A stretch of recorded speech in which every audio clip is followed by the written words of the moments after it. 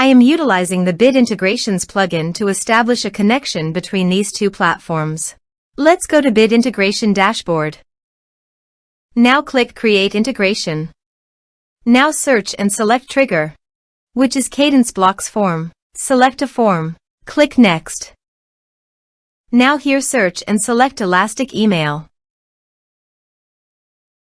Here, give them a meaningful integration name as you want.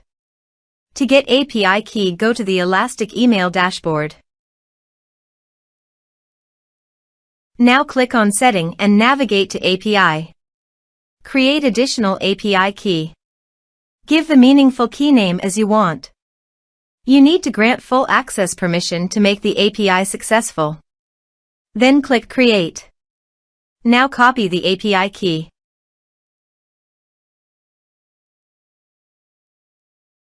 Paste it here. Now click Authorize. Authorization is successful. Click Next.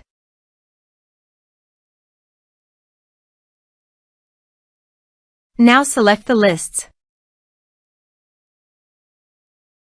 Now map the field.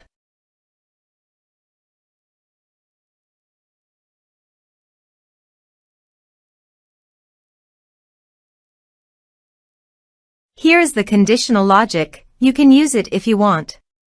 If the condition matches, then the data you will send to Elastic Email. Click Next.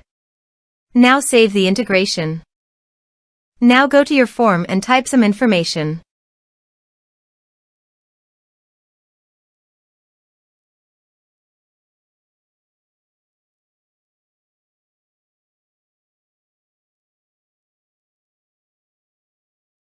And submit the form.